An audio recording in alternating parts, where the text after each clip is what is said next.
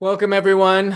Welcome to another episode of Finding Common Battlegrounds, the podcast dedicated to somewhat civil discourse and legally civil. Yeah. Anyway, this is where we hear from both sides, left and right. We have the Cragen brothers, born in the same place. I mean, how could two people raised by the same parents turn out so differently? I think about this all the time.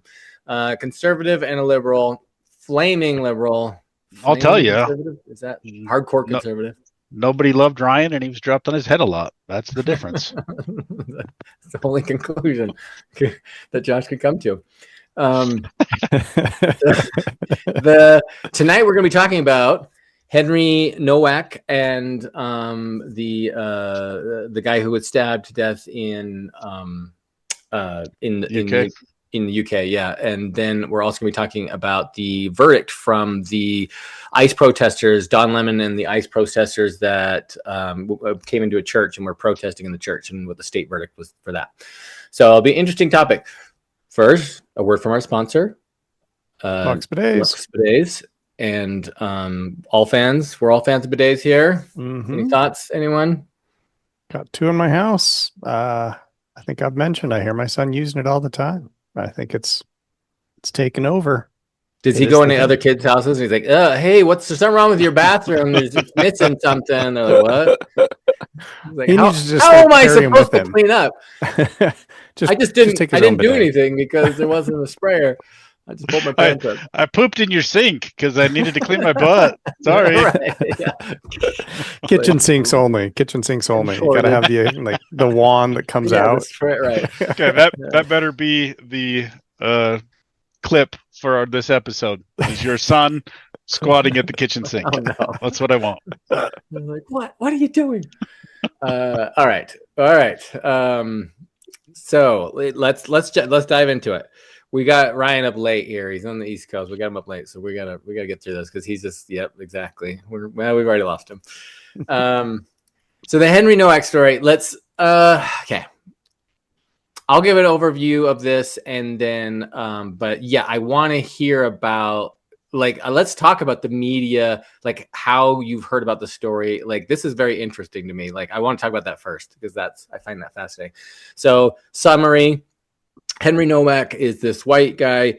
He gets in some kind of altercation. That's still unclear to me, what happened. But they get into some kind of altercation. He gets stabbed a few times, and then the police arrive, and the guy Digwa, I think is his name. He's the perpetrator, Vickrum but Digwa. He's like, "Hey, this guy was being rude to me and saying racist stuff against me," and And they're like, "Oh, okay," and they grab him. They arrest him, they handcuff him, arrest him, and he's saying, "I can't breathe. I've been stabbed." And they're like, "Yeah, I don't think so." And then he dies, and while he's in custody, and so a lot of outrage over that. There's a lot of similarities to George Floyd and the "I can't breathe" statement, things like that. And so there's a lot of people are making that comparison, I guess I would say. And so there's been a number of protests that have happened in the country and making it a big deal. And so Josh was saying earlier before we started, he's heard all boom, he's seeing this everywhere. I have too. I've seen a bunch of oh my gosh, this, Nigel Farage said this about it, and that, and this and that, and some reactions and stuff like that. Ryan says he saw it, and it was. I heard about it briefly Times? Because I listened to the BBC News. Okay. On my Amazon Echo in the morning, and so they mentioned that there was a decision. It got all of a minute. So I knew very little. I literally just am pulling it up and reading about it now. So heard about it, but just bloop, little blip. It got a minute. It was very short. I mean, I'm not going to try and defend anything yet. We'll get to that, right? But it was a murder, right? How many of those are there in the U.S. every year? Right? It's a murder. We have a handful. Yeah, thousands of them in the U.S., right? Thousands. So, what's the big deal? Was my question. Not that murder is good, right? I'm certainly not defending that, but why is this one murder a special murderer that warrants lots of discussion? And now I'm really interested because apparently you guys have heard everything about this. Yeah. This is blown up, and I'm guessing that it has to do with like race and a proxy for race, which is religion, and he's a Sikh, not a Muslim, right? So that'll be interesting. I guess we're gonna have to talk about that. But I'm guessing that this has like massive racial under and overtones, and that's probably why you guys have heard about this. And I haven't heard anything about it. So, but please tell me what's going on. Why have you heard so much about this? Yeah, it's I kind of like heard about it, then I heard about it again, then I heard about it again, and then today I watched the body cam footage. And it was disturbing. Yeah, it is crazy.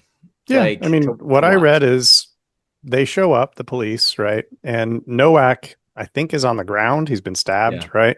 Yeah. And they arrest him because the person who called was Digwa's brother or friend or something like that. And they called complaining about Nowak. And so they kind of handcuffed Nowak. And then once they realized there were problems, they started to perform CPR. But well, he died. Because he was yeah, what I just read in the BBC is the judge said his wounds were so severe he was going to die regardless of when they started CPR. But I'm sure that's the part that's being debated, and this is the big issue. So, well, okay. Josh, do you want to add any color to that, or because you did see the footage? Yeah, I watched it today, and it is incredibly disturbing. He's lying. He's like wedged between a car and a garage. Nowak is. He's just lying there, motionless. And the cops show up and they grab him, and you can kind of hear him mumbling a little bit. He says, "I can't breathe." And so they just grab him and manhandle him and pull him out. And they're like, "You can't breathe?" He's like, "I've been stabbed." And like he's clearly in shock and dying. And they're like, "Well, he just got beat up." And they're just manhandling him. They cuff him, and the guy's like, and he says, "I've been shot." And the cop goes, "I don't think so, mate." Well, that was Australian. That was terrible. Somebody do a British one. I'm so bad. I don't do accents. I don't do accents. Once I've heard one accent, I can't switch to another. So Australian. But he says, "I don't think so, mate." And then he handcuffs him. He's like, just so you know, you're under arrest." And Novak's like not even responding at that point. He just like slumps over. The guy's dying, like right there, and you have the murderer standing nearby, going, "Yeah, he attacked me." And they're like, "Are you okay?" He's like, "Well, my eye's swollen up a little bit," and he doesn't tell him that he stabbed him. Like, it's crazy. And here's why this deserves our attention. I listened to the phone call when it was either Nowak or his brother, or not Nowak, Digwa or his brother. I think it was Digwa. He calls the police and says, "I've just been attacked racially." That's the first thing he says. When they answer and say, "Hey, what's your emergency?" He says, "I've been attacked racially." What the F does that mean? And that's why I'm incensed by this. And this is what I've been saying for a long time on the podcast. I don't know if you want me to get into it already, but what does that mean? I've been attacked racially. This is why it's blowing up. Because I've said it 1,000 times on the podcast, it feels like. The hate speech laws that we have, and the hate crime stuff, and you can't talk about race and all of this stuff. This is where it leads. Now we're treating people differently. A crime is a crime. A murder is a murder. Stabbing somebody is stabbing somebody. It doesn't matter what color your skin is. So Ryan prefaced this by saying he thought it was a religious thing. The only religious thing is this Digwa guy had a knife, and it's protected by UK religious laws. Yeah. Some sort of he's a Sikh knife. This is part of their religion. But apparently he has the small knife that's the ceremonial knife. He was wearing a necklace around his neck of one, and that's all he needed.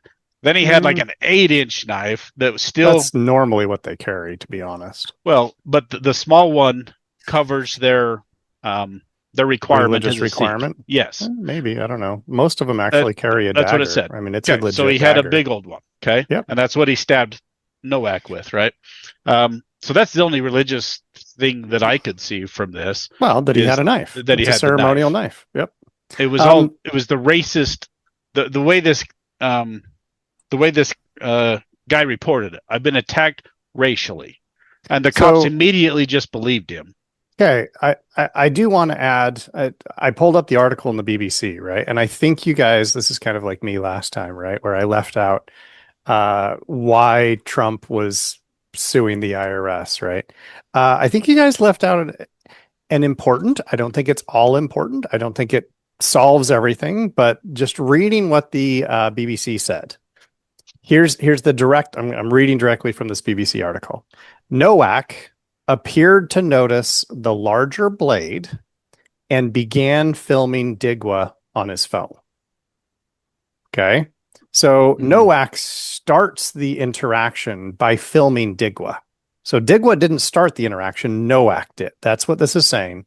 The judge in the case then says Nowak asked Digwa if he was, quote, a bad man. Okay. Before Digwa took the phone. And then the next events are unclear. It's not clear what happens after that, right? But it's clear then that Digwa does stab Nowak. So, and I'm not saying that justifies it. Right. By no means am I saying that justifies it. I think it's important to note the entire context.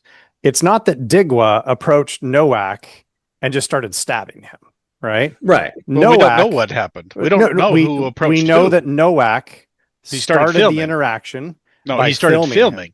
Yeah, he started filming him. I don't think Digwa was doing anything. That's the point. Digwa was just being Digwa. Know that. We don't know what started the interaction. We just know he started filming and asked him that question. We don't know what started the interaction. We don't know what happened before he started filming. So what's the deal with the question? I think that's worth asking. Are you a bad guy? Yeah, are you a bad man? If I run into somebody late at night on a dark street, yeah. No. Okay. If I run into somebody who has a very large knife on a dark street at night, that might be a fair question to ask. Are you a bad guy? Like you're like, right. Am I about to get robbed? Like, so I think the context here matters. Digwa is wearing the turban, right? Yeah. Which is to cover his hair because this is a religious requirement. Sure. They're not allowed to have their hair shown, right?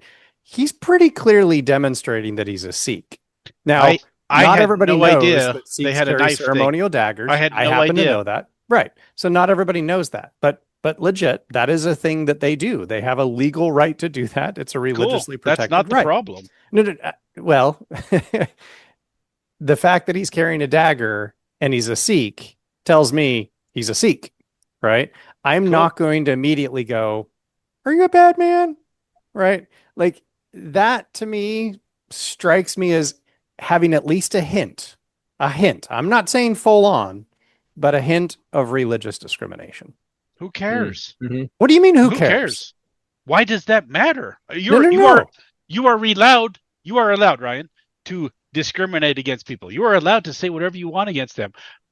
But whether it's their religion or their skin color, doesn't matter. Doesn't give you the right to stab somebody. That's the point. I didn't defend him stabbing anybody. Okay, so who cares if he was racist or if he was anti-Sikh? Okay. So it does not matter what anybody says to you ever in any context, no matter what. You're never going to take offense to it. You're not going to be bothered by it. No. You're not going to get upset. As long as they're not threatening me or my family, why would I care? So if they film you and they start saying, are you, I don't know, I don't want to be mean or anything, right? But be mean. No, I'm not going to. So they're saying something that you would find offensive, right? You're just going to be like, cool. What's up, bro? How many fights have I been in as an adult? I don't know, probably not many. Well, Zero. This is fascinating because it seems to imply that, like, so this is like in the 2020, in 2020, people would go and protest and they were like, we're in the middle of the pandemic, right? And they're like, but they're fighting racism, right? So it's BLM, Black Lives Matter. So it was sort of like, well, that's okay, right? Like if you're fighting racism, you can go out, but otherwise 6 feet and everyone's got to be good, right? Like, and stay indoors, right? Or, stay away from people. And it's sort of like this, there's this weird, like, well, if he's being racist, then that's okay. Or I even read a story about a guy who got stabbed by a man, so by a black man, and the judge like didn't press charges against the black guy because the white man called him the N-word. But it was after he'd been stabbed. And so it was like a weird thing, right? You're like, well, all of a sudden there's this, like, this is weird to me. This is strange. Like, why? We talked about this 2 podcasts ago when Tommy brought this up and said, it seems like being racist is the worst thing you can be. Yeah, it's the ultimate sin. And Nigel Farage said this about this case. He said the fear of being called racist was greater than dealing with Henry Nowak's murder. We should respond to this with pure cold rage, which I think that's accurate. Like, it was clear the cops kind of had a bias. The Digba was perfectly fine standing there. Like, there was clearly nothing wrong with him. The other guy's laying on the ground dying. And because he said I was attacked racially, they just took his side of it. And I'm not positive that the UK cops have to do the same thing as we do here. But when 2 guys get in a fight, for example, and the cops show up and they don't know who's at fault, they arrest both parties. They put both parties in handcuffs, or they say, like, if they're both fine and nobody's actually hurt, they say, if we don't know who started it, we don't know, what's going on. So either we arrest both of you or you both go free. And in this case, they just believed the guy and put handcuffs on Nowak, who's died. Like, it's interesting. So I have 2 questions, and it's for Ryan, because what you're saying, Josh, is like there seems to be, if racism is present, the policy is different, right? Yeah. Like the procedure is different. Ryan, do you agree with that? Do you agree that the policy is different when racism is present? Like the rules are different, and do you think that's okay? Like racism or religion, right? Like there's hate, okay, or even LGBTQT, like. Persecution. So our listeners are clear. Digwa got a life sentence, right? Like, he's going to jail. He's going to jail. Yeah. It's not that like he got off for killing the guy, right? Like let's just be clear about that. Huh? I'm defending him anyway. No, I'm saying I don't know the full context. Yeah, I have no idea what actually happened, but the part that we do know suggests that Nowak was being at least somewhat religiously discriminatory. No, you're jumping to that conclusion. I can't agree to that. We don't know that. Okay, don't agree to it. But do you wander around just going like, are you a bad man? And filming people? Right. I think we don't know what happened. There's an element that. Here. I'll even say, yeah, maybe that's the case, but we don't say we know. I'm not saying it justifies stabbing anybody. No, clearly no one agrees with that. You can assume that, but be clear here with your words. We don't know that he was being bigoted at all. We don't Josh, know that. Let me go back and say what I said.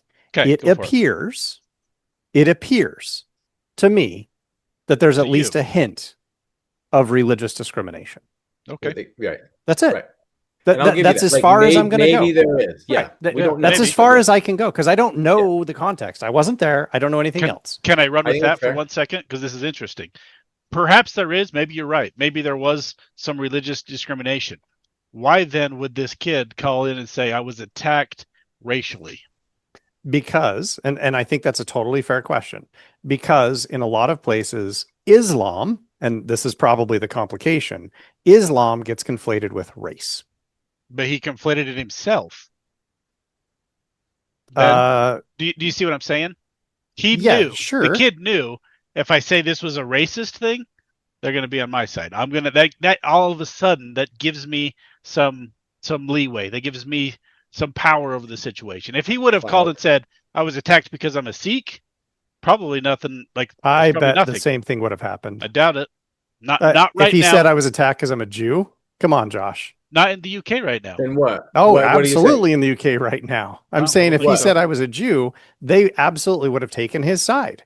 Oh, you think so? Absolutely. There have been multiple attacks just in recent weeks against Jews in the UK, and they keep saying we're going to step up security around synagogues. We're going to add more security. This is not acceptable. Maybe. We're not okay with this. So but that doesn't if somebody said I'm being attacked because because of my religion, okay, so I think the police are going to side with them as well. So you're assuming, and the only evidence points to religious bigotry, but he immediately jumped to racial bigotry. Evidence because he said he was racially targeted. Like it says on the body cam, he's like, I was racial. He's talking about race. Yeah, I agree. Yeah, and I'm just saying like that is often conflated. In the U.S., I think a little bit less so, but certainly in Europe, they're conflated, right? So people treat Islam as though it's a race, and it's not really a race, right?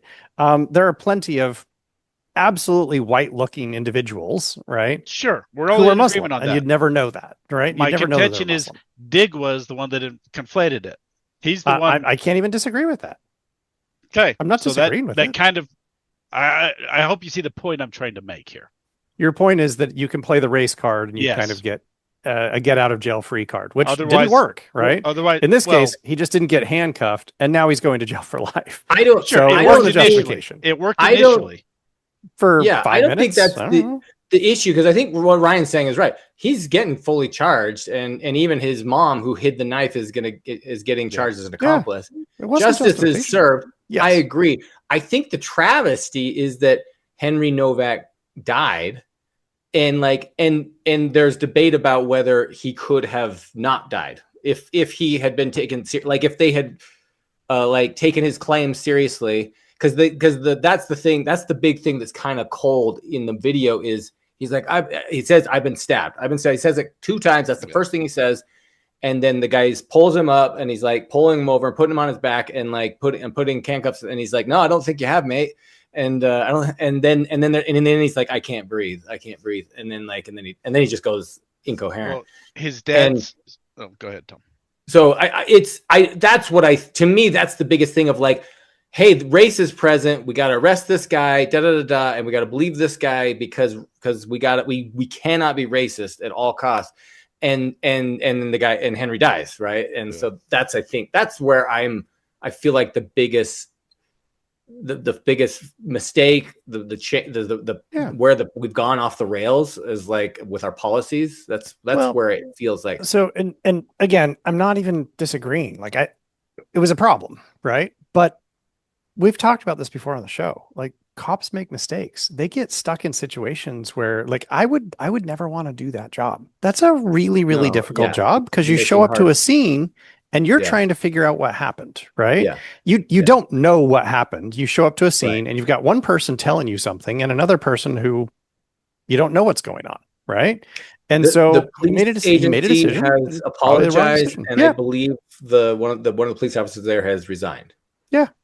Right? Like they got it. They made a mistake, right? So the questions I'm asking is, do you think there is a policy? The policy is different when racism is present, and if that's okay, like that's like a formal policy. Yeah. I would be astonished if there was a formal policy that was like, hey, if race is present, you have to side with the minority. Like, there's no way there's a formal policy on that. I don't think that's the policy, but there's clearly a policy, even in the U.S. No, not a policy. You mean like a norm? Norm I would go with. Policies in place. Find me the policies. I want to see actual policies, because you're talking about like this is something that the police department in the UK has said. If you show up and there is a racial or religious minority, you must side with them. That is batshit crazy. I guarantee there is no policy like that. Well, of course not like that. That's insanity. They would never have a policy like that. No, here it is. I found it because someone was talking about it. I'm like, is this real? And it's the UK's police race action plan. It's in 43 police forces in England and Wales to eliminate racism. And it's driven by the National Police Chiefs Council, and its commitments. It's 5 commitments. It's zero tolerance of racism, mandatory training, reforming racial disparities, representative workforce, so meaning the cops are representative, and then community accountability. So police. Wow. I don't know what that last one is, but like to me, there's a lot of trainings going on, and it's like, hey, we're not going to be racist. Whatever happens, we will not be racist. And that's what that is. Like, I agree. They're not going to say we side with the black guy, no matter what. It's like, no. So how is that a bad thing for the police to be like, we don't want to be racist? Henry Nowak just died. So you're saying they should be racist? Oh my gosh. No, Josh, like they think about what shouldn't be you're racist. putting here. What you're Race should saying have is nothing like, to do Yes, with race it. should have nothing to do with the situation. okay, Ever. and what I does already that mean? prefaced it They're with. saying they don't want to be racist means race should have nothing to do with it. Yeah. Yeah, But that, so you're why? saying the same thing. You're just like coming at No. it from different directions. It's Why insane would this what you're kid saying right call in and say, I was attacked racially? Because that gives him a leg up. Otherwise, he wouldn't have done it. And he's going to jail for life. Yeah. Okay, you He keep didn't arguing get off. around the fact. You keep arguing around the fact. Why would he do it? You're focusing on like a 5-minute window of a police officer making a mistake and saying, this is racial privilege. This guy got away with murder. I didn't say that. Why do you do that now? You just the last several episodes, last maybe 4 months, you do that constantly. That is incredible. What? Ryan just put words in my mouth again and just said, okay, I will never put words say in what Josh's you mouth just said again. again. Did I ever infer that? Did I ever say that? Man, you're saying this is all about race and that this is racial privilege. You're ignoring what I'm saying here. Tell us all exactly what you're saying. I'm going to write it down. I'm going to write it down. The well. You didn't poison the well just now.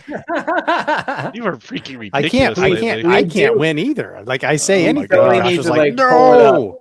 I'll be like the transcript person in court. I'll be like, well, okay, I'm going to go back 3 minutes. Okay, Josh You're going to have to, Tom. Start being their stenographer. The stenographer, yeah.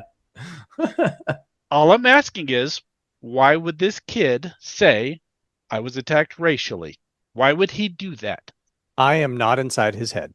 I'm going to pull the Josh answer. I'm going to pull the Josh answer and say, the Ryan answer I was not inside his head. You've used this a million times with Trump and all of his cronies. Like, I don't know. I'm not inside his head. Gosh. Literally, I guarantee we can go back and find like 50 podcasts where you've said that. Where you've said the same thing. Yes, I've said the same thing. I'm not inside his head. Do I know exactly why whatever his name is said I was attacked? Give me your best guess then. I have no idea. Right? But you want my best guess? Yes. Because he actually felt like he was profiled by Henry Nowak. He thought he was. Yeah. That Henry Nowak was like, that guy's a Sikh. I'm going to start filming him, even though he probably doesn't realize the difference between a Sikh and a Muslim, right? I'm going to start filming him. So he was like, the kid was totally profiling me. That's my best guess for why he said that. I would put money. I would put $1,000 on this. And of course, we have no answer. We're never going to get an answer.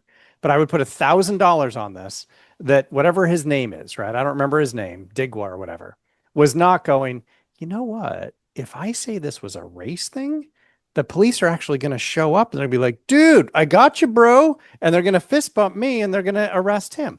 I would put lots of money that that's not what it was. I would take your bet to $1 million. I think he genuinely was like, the dude was profiling me. He looked at me. He saw my turban. That's why he stabbed him while the guy was running away and chased after him and kept stabbing him. And that's why his mom hid the knife because he don't know any profiled. Of that. That's what happened. He chased the guy down. He stabbed him. The guy ran away. They found a blood trail. He was trying to climb over a fence. Digwa stabbed him again. And then, before he called the police, he called his family, and they came and took the knife and tried to hide it.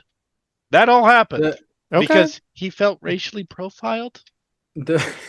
Well, the thing is, I don't think that's to me, that's not the point. It's that it's the police arriving and how they dealt with the scene. Because I agree. It's like, what if he was racially profiling? Like, I don't know if that matters in the sense that it doesn't matter at all. It feels like it would appear that they treated their policies or procedures differently because racism was present, and they took the side of the person who was claiming to be the victim of racial attacks. And I think if that hadn't been present, this would have come across different. They would have been like, "Oh, this guy is dying." Wouldn't have been a story. Wouldn't have been a story. But I think that's only half the point. I think the other half of the point is the way. Look at the Carmelo Anthony story. Did you guys see that? He just got his verdict today. What was that? He's the black kid that stabbed the other 17-year-old kid at a track meet because the white kid said, "Get out of our tent." And he was kind of I think he shoved him a little bit or something. So Carmelo Anthony pulled out a knife and stabbed him to death. Yeah. And if you look at that case at all, it's quite interesting.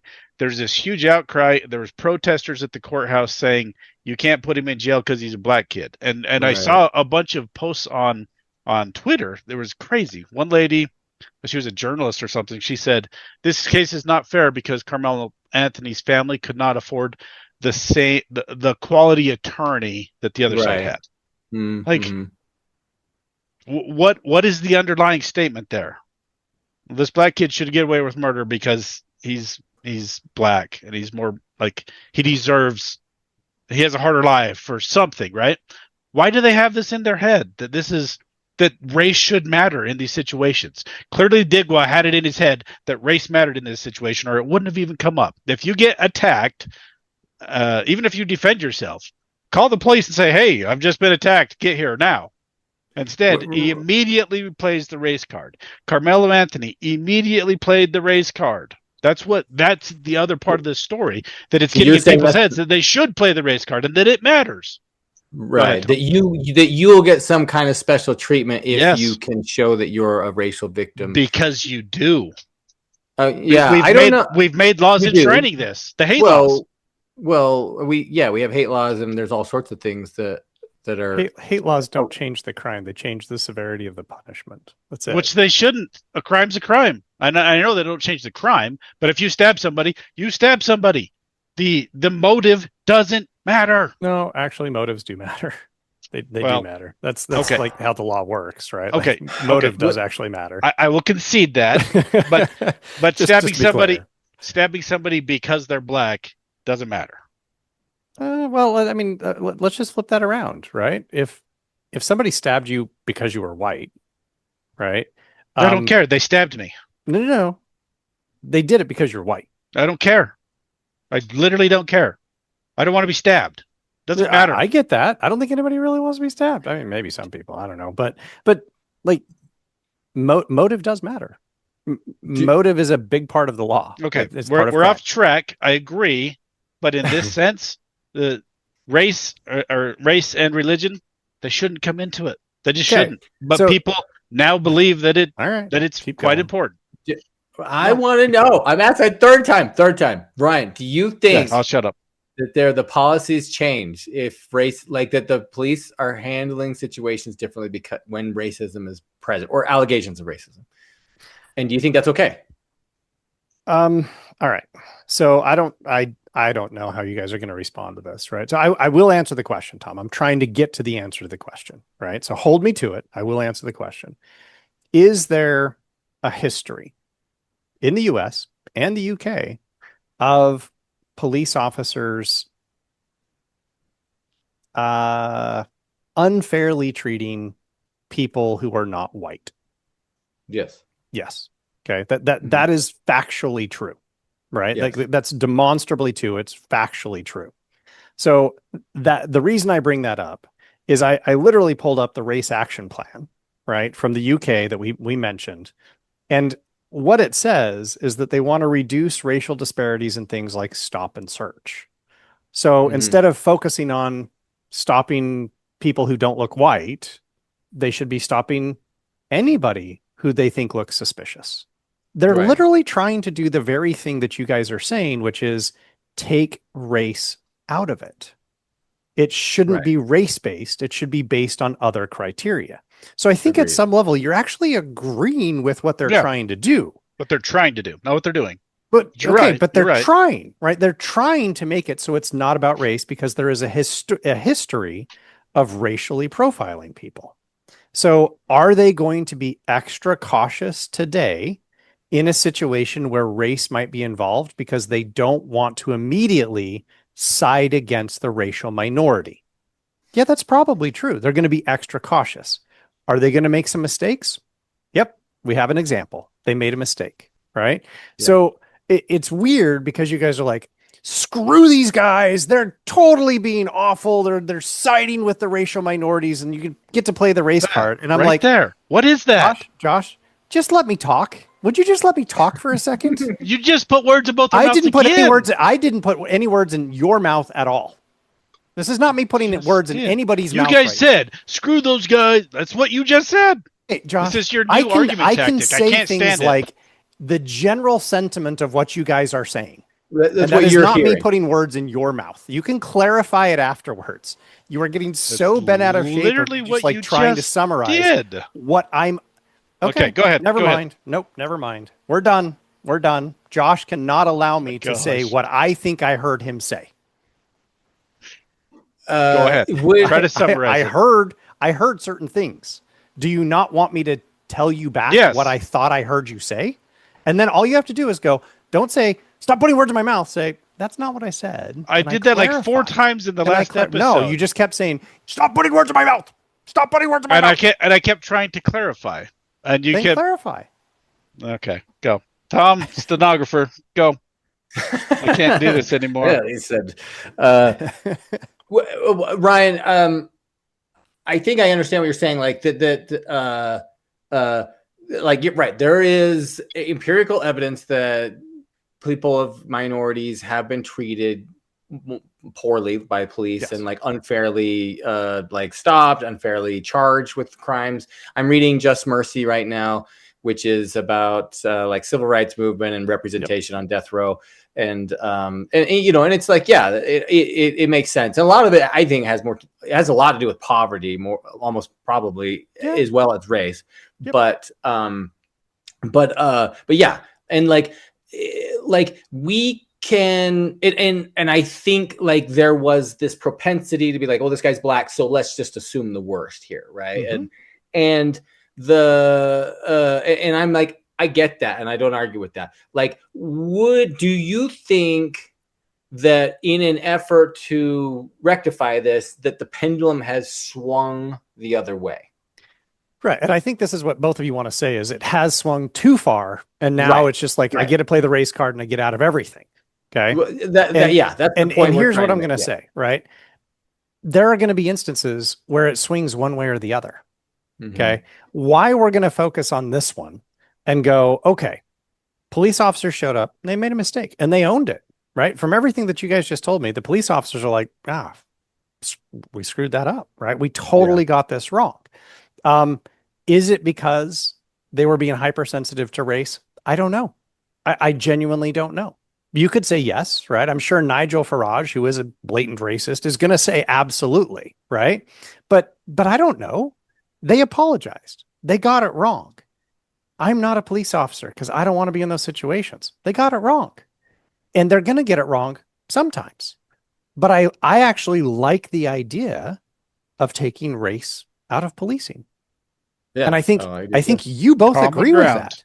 You both agree with it. It's just sometimes they're going to get it wrong. And I don't think we go after the police when they get it wrong, when they're trying. Right? Like, what's the utility? Common ground there. Right? I agree.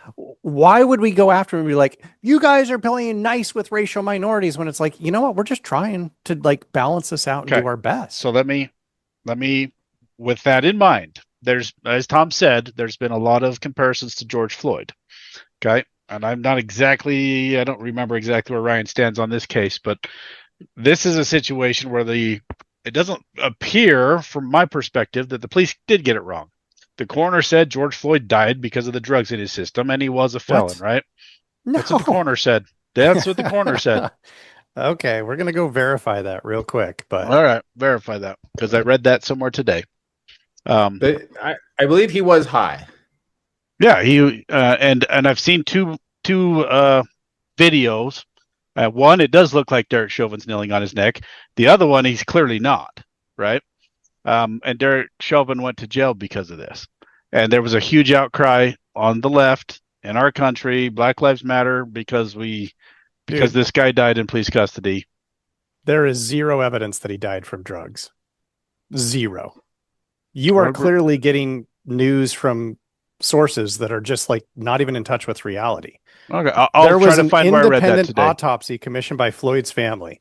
It stated the cause is asphyxia from neck and back compression. 100%. Like, check anywhere. Well, that was by his family. Okay, I'll see what my source was. I mean, the legal cause, they found Chauvin responsible. He's serving jail time. everything says like, yeah, he had an underlying health condition. Okay. But it's because somebody kneeled on his neck that he died. Like where you're getting your news, dude, like it's not even in touch with reality. Well, let me see if I can find it. They confirmed he did have drugs in his system when he died. But yeah, they're saying it was not a drug overdose. It was a police restraint. Yeah, whether he had drugs in his system or not, the autopsy is absolutely clear. They kneeled on his neck and they killed him. That was murder. And Chauvin is serving prison time because he murdered somebody. Okay. Yeah.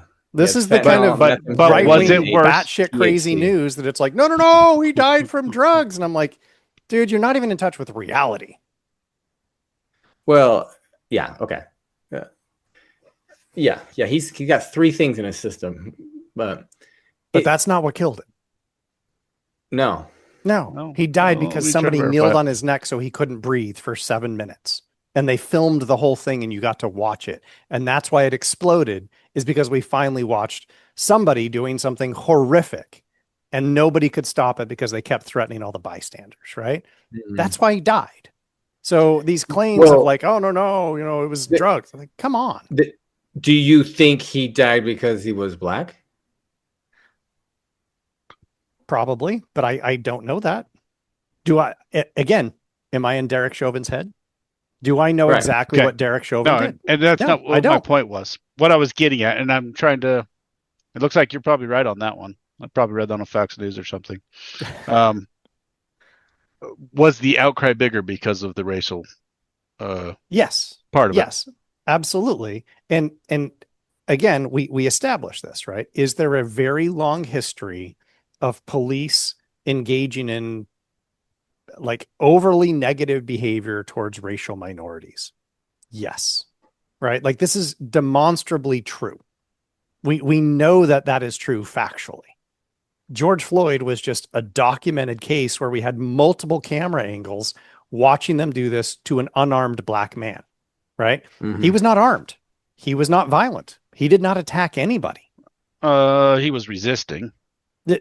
Josh, he never resisted. There is no evidence that he resisted at all. Well, I mean, not after they were restraining him. He walked out of a store. They claimed that he was passing counterfeit bills. They handcuffed him and put him on the ground. That's the whole thing. There's none of the like classic tropes of like he was trying to run away, he was violent, right? This is why the Rodney King thing was complicated. I even teach my students the Rodney King thing when I talk about LA riots. Rodney King was high on PCP. That's absolutely true. He got up multiple times and lunged at the police officers, and that's why the police officers were exonerated, right? And so I admit that. Like that was a complicated case. George Floyd was not a complicated case. That's why I think it was so compelling, right? It was not complicated. Right. He didn't do anything. He just walked out of a store. They arrested him, handcuffed him, laid him on the ground, and kneeled on his neck, and they killed him. And we watched the whole damn thing. Right. Well, and I don't disagree with any of that. It's whether it was race motivated, right? Absolutely. That's I can't say that Derek Chauvin did it because of his race. What we can say is it was an unarmed black man who was killed by police officers. And that has happened so many times. When we get documented cases, it's going to blow up, right? Because there's a long history of this happening. Do I say that like this is warranting riots or anything like that? Absolutely not. I'm not in favor of any of those things. Well, the question I think we're trying to get at for you, Tom already said it, has the pendulum swung too far the other way? Okay. So, and I appreciate like, this is where you want to go with this. The part that I'm trying to bring back to both of you is if you look at the racial action plan of the UK police, it literally is trying to solve unequal policing on the basis of race. They're trying to take race out of it. You actually agree with the principle. Absolutely. The problem is they're not going to get it right every time. They are going to be more sensitive to race, as they should be. Right. I think the training and what there are, well, I guess what I'm saying is there's going to be a bias. There's always going to be a bias, right? Through training or whatever, they're going to be biased one way or biased another way, right? And like, are we starting to get biased are we starting to bias the other way where we're now taking the side of the minority and overly taking the side of the minority, right? Where it's almost not merited at times, right? Where it used to be the opposite, right? Is this starting to happen? It feels like it is in this case. And that seems to be a growing narrative that like, this is what's been happening. And that, so I have a thought that like, I shouldn't say it, right? But like, I just want to see Josh's head explode for just a second. Do it. Let's explode. Go. I don't actually believe this, right? I'm just saying it to be provocative, right? I genuinely am just saying it to be provocative. Hit me. If we tallied up the number of black individuals who have been killed, I knew you were going with this. Yeah, who have been beaten, who have suffered at the hands of police. And it's legion. We're talking thousands, hundreds of thousands, right? And then we get a couple of white guys where it happens to them, right? Look at the backlash here. Look at the backlash that it's happened to a couple of white guys. And we're like, what the fuck, man? Like everything's broken. And we've got hundreds of thousands of dead racial minorities. And we're like, well, you know, they screwed up in the past. Like it's in the past. Right. This is not, and I'm not saying it should be equivalent. I'm not even going there. I'm really not trying to go there. And it never will be. Yeah. I'm saying, okay, if they make mistakes on both sides now, maybe we're where we're supposed to be. Both sides are unhappy. Yes. I mean, like they're going to get some things wrong. The last part of what you said, like, they screw up a couple of things and we're like, you might be onto something because the signs of a good compromise is not a party's happy, right? So that last part you said, that might be worth exploring. What you just said before that, I mean, yes, I agree with your initial premise. There has been racism in policing, but there have been plenty of white guys that have been killed by cops. More than black people, because there's more black people here. So again, we get into statistics.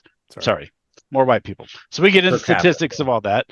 There are plenty of white people that have been brutalized by cops. Okay.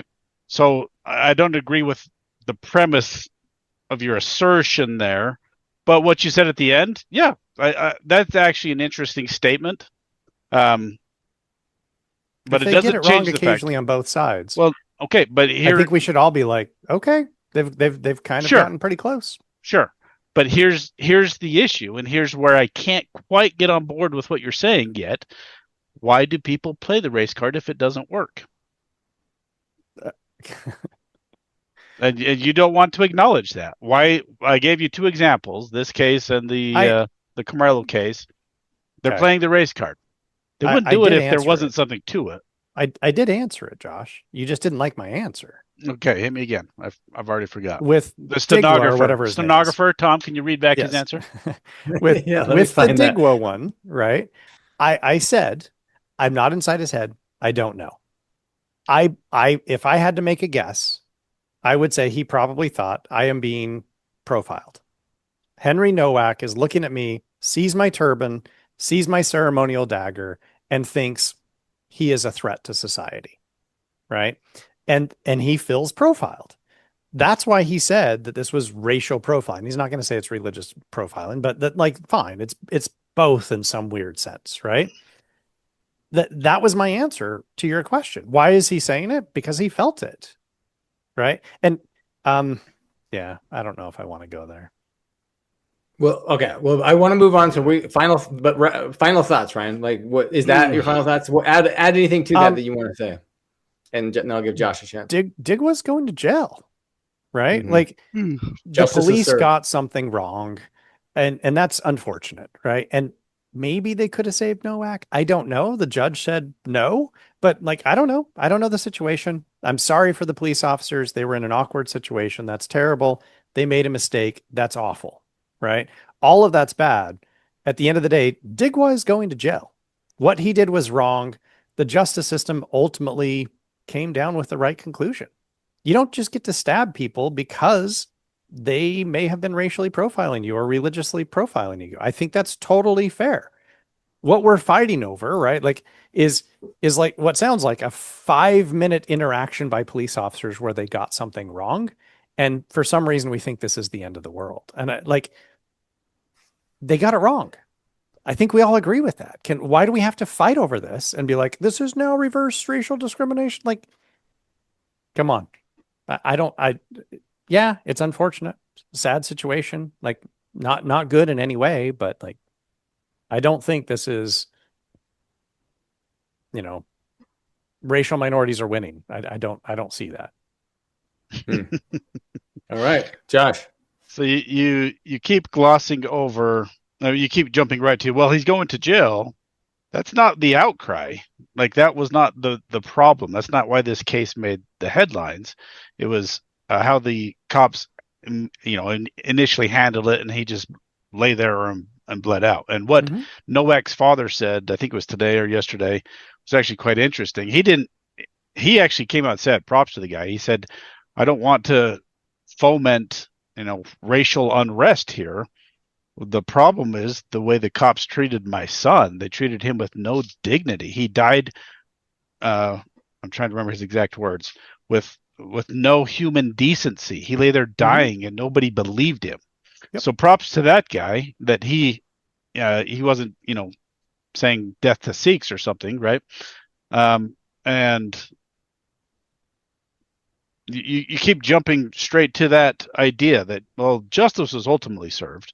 Well, there's other problems in the UK. We've talked about it before on the podcast where you can't, freedom of speech has been denied people. They're getting arrested for tweets against Muslims. I don't know if anybody's been arrested against Sikhs. And I think the pendulum has swung too far because, as we've talked about ad nauseum on the podcast, and Nigel Farage, I don't agree with most of what that guy says, but I agree with that. The fear of being called a racist, that was the worst thing to these cops doing their job. And I think that's the problem why the cops didn't do their job. They didn't want to be called racist. That's a problem. The fear of being called racist, when that makes it so these cops aren't following basic procedures, that's clearly there's a problem. And ultimately, again, I'm trying to extend the olive branch here. I think we agree. No racism in policing, that would be good. But clearly there's a problem here. And you keep saying you're not in this guy's head, you're not in anybody's head. The race card gets played because it works. Otherwise, it wouldn't be played over and over and over again by all sorts of people. But that's my thought. Tom, sum it up. Move it on. Yeah. No, that was good. I think, we're I'm just going to move forward. I liked both your final thoughts. Okay, we're going to move forward. Next subject. So we're going to talk about so if anyone remembers, Don Lemon live streamed a protest with a bunch of protesters. They came into a church on Sunday while they're in service and basically did an ICE protest in there. And I didn't know this, but like why they went into it, I was like, why are they in the church? So I guess they found out there's an ICE officer that like attended church. And so I think they were trying to target him. I think he was the pastor. He was. I don't know if he was the one preaching at the time, but he was a pastor at that church. Yeah. Oh, he's a pastor at the church, right? Yeah. Okay. I think that's why they targeted that church. Yes. Why they targeted it, right? So they went in, and they're basically saying things to these people, these parishioners that are like sitting there, or parishioner, and they're like the what do you call it, the congregation, and they were like saying stuff to them, and so there were federal charges put against the protesters. But the state has made a decision and says this is the statement. Current evidence is insufficient to meet that standard for criminal charges under Minnesota state statutes. And they said this decision should not be interpreted as an endorsement of unlawful behavior or public disorder. So this is interesting. They said that the right to peacefully protest is protected, as is the right to exercise one's religious beliefs. Balancing these equally important rights is paramount to our decision today. So that's... I want to know what we think about that. I think it's very interesting. Anyone want to jump into it? Or I have thoughts, but like I can, whatever. Josh? Yeah, this is quite simple. What kind of dickhead walks into a church and starts screaming profanities at kids? Like, that's what happened. I don't know how they can get off saying there's no evidence or there's not enough. It's insufficient evidence. There's video of it. These guys walked into a church. Yeah, if you have a problem with the pastor, fine.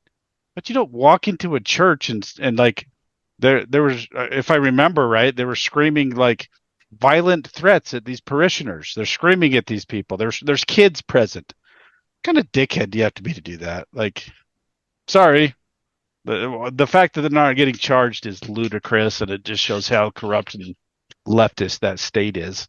You should be charged for that. I mean, I don't know the full ramifications of the law there, if it's trespassing or what, but just a douchebag. And I believe, again, I haven't read up on this, but when it happened, I believe some of these guys were just paid professional protesters. One of the guys in particular, he was seen at all sorts of different protests all over the country. A lot of these people, they do this for a living. They get paid to do this. It's bizarre.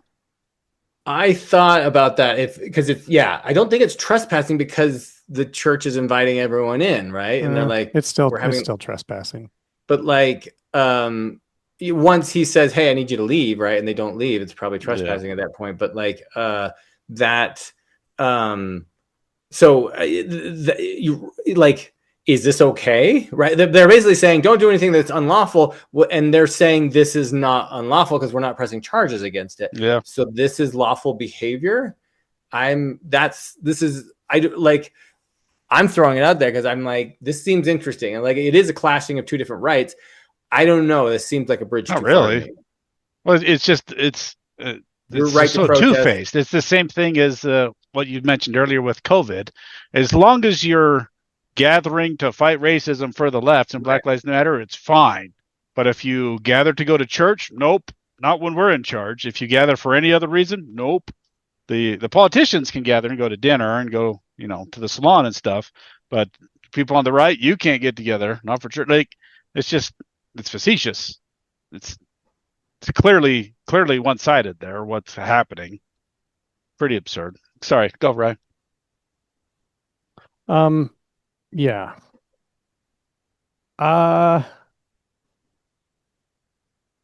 We obviously have a right to peaceful protest, right? Yep. Like that's true. We should have that right.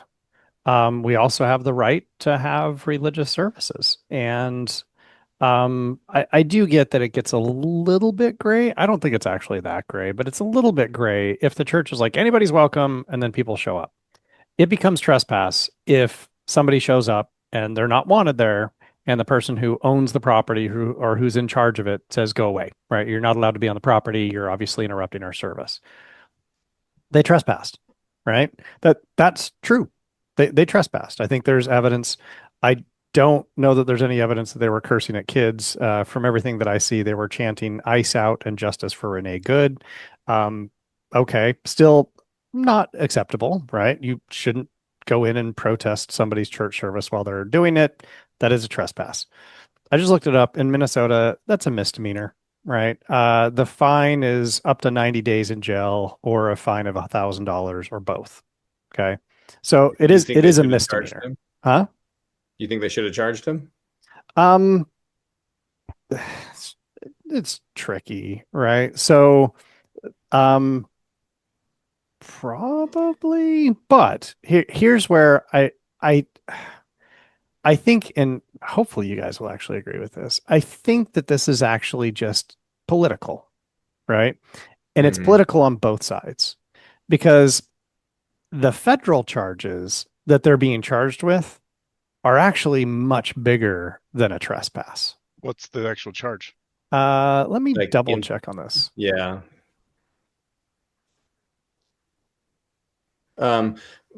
Right. Well, while you're looking that up, I like Josh's point that like, if you're fighting racism, you get a free pass, right? You don't have to wear a mask or be 6 feet apart anymore. COVID's no longer kills people anymore, apparently, if you're fighting racism. And like back then, and now if you're fighting racism, you can go into churches and you can trespass, in places. And as long as you're fighting racism, you get a free pass, get out of jail card for all these things. That's what it feels like. That's what it looks like. I don't think that's correct. I think that's wrong. And correct me if I'm wrong here, but you have the right to peacefully protest. But generally, you need permits and stuff like that if you're going to have any kind of organized protest from the city saying. If it depends on where it is. It depends on like where if you like they should have been able to be on the public sidewalk, right? And they could stand on the sidewalk all day long. Yeah, don't actually need a permit for yell that. And like that should have been fine. But like, I can't go into Josh's house. So I think let me come back to my point, right? No bidets, no bidets. Here's why I would say I think this is political. And again, I'm hopeful that you guys would actually agree with this. The federal charges that they're dropping on them, they have like pretty crazy penalties, right? So there are 2 felony charges that they're charging them with federal laws. One is conspiracy against rights.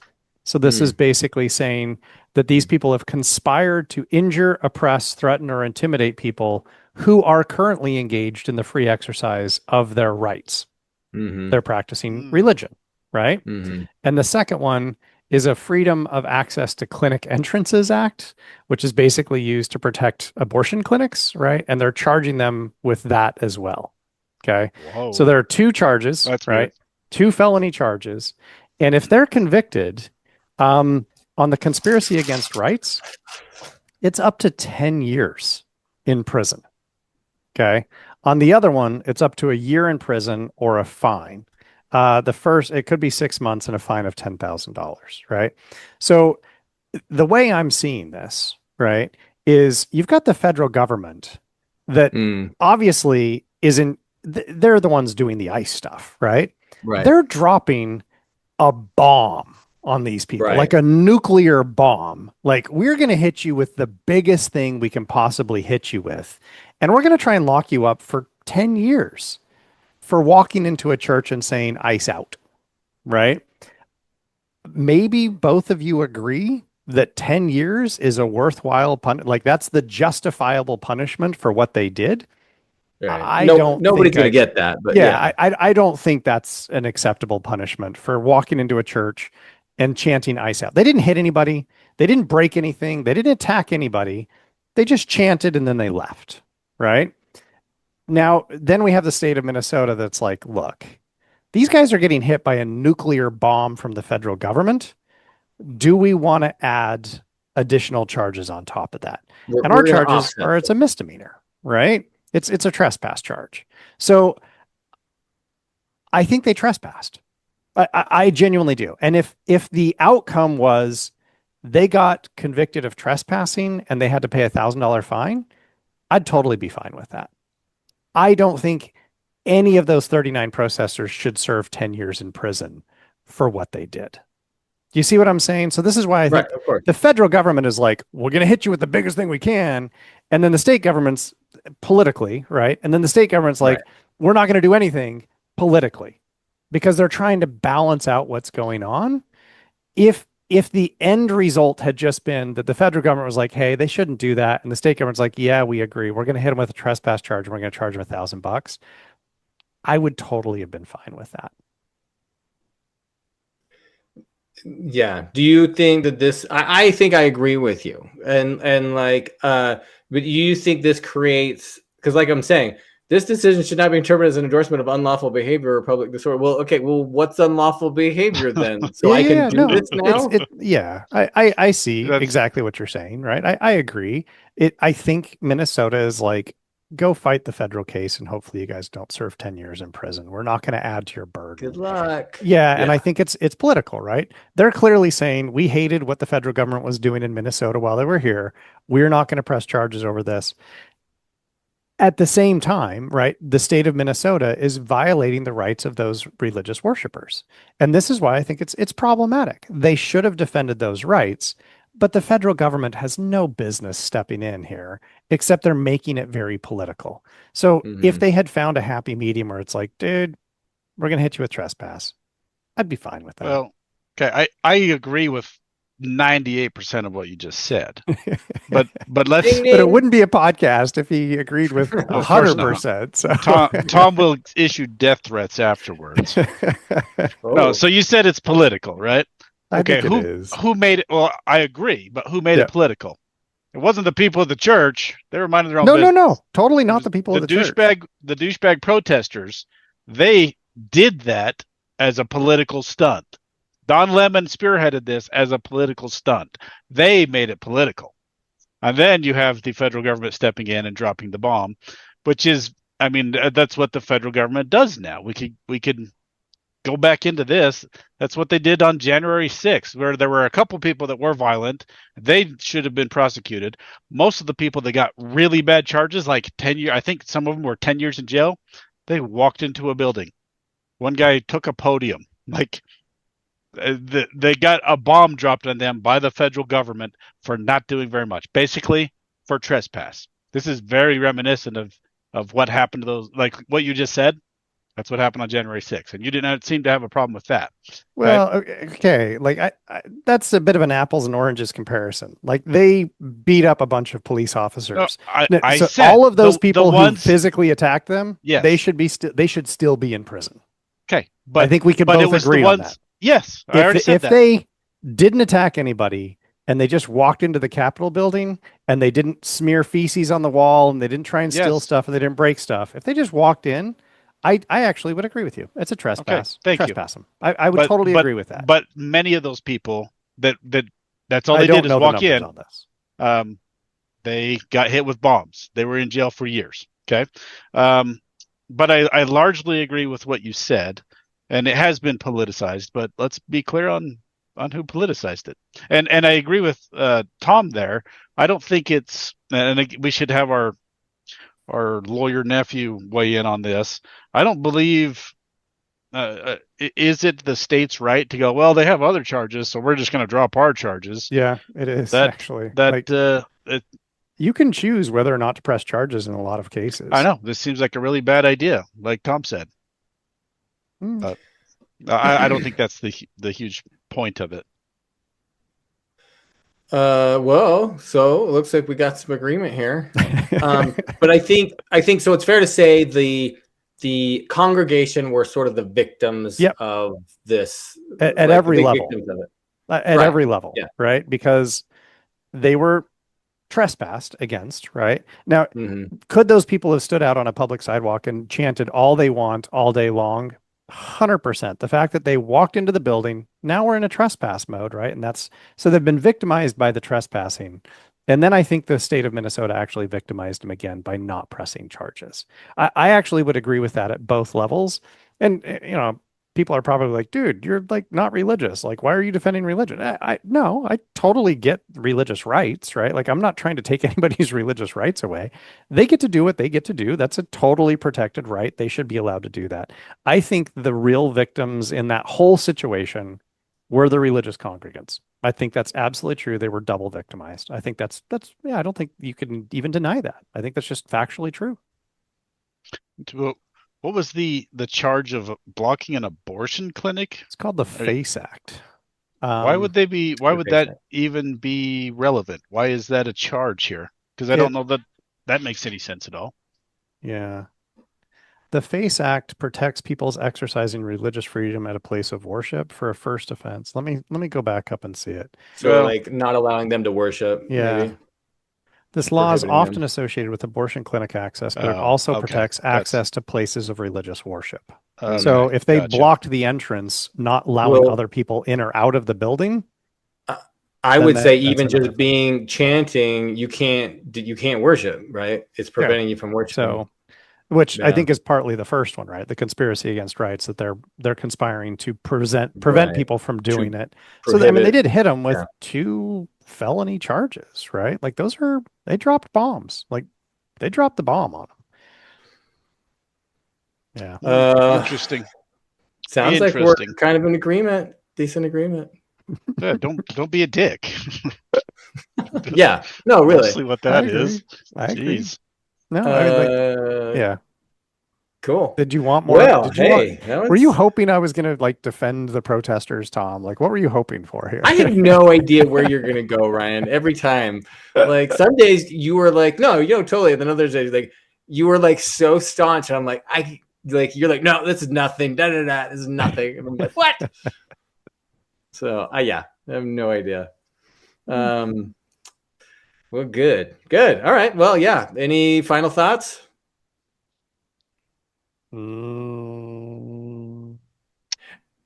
Josh? And that, folks, is why we do this. Go San Antonio. I don't want the Knicks to win. Oh, really? Well, we're going to make this.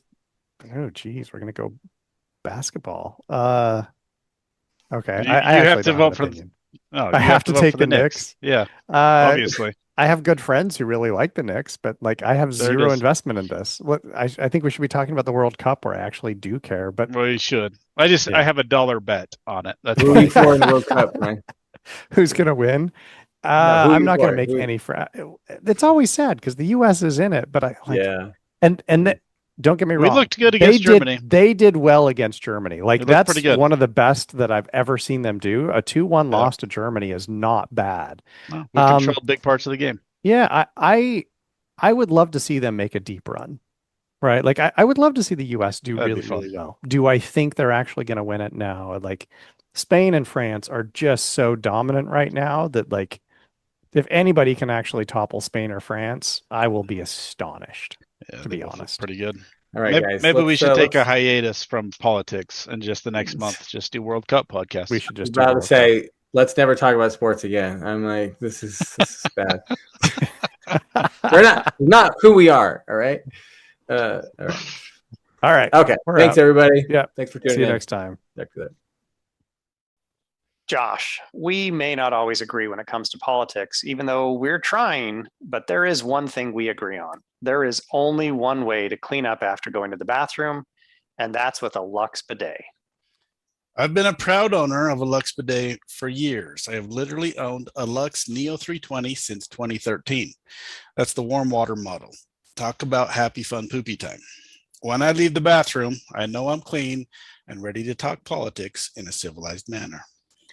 Exactly. Using a toilet without a bidet is about as uncivilized as it gets. Civil conversations demand civil hygiene practices. And that is why our listeners should get themselves a Lux bidet. And just to be clear, Lux is not supporting one side or the other in this podcast. They support civil conversations and clean butts.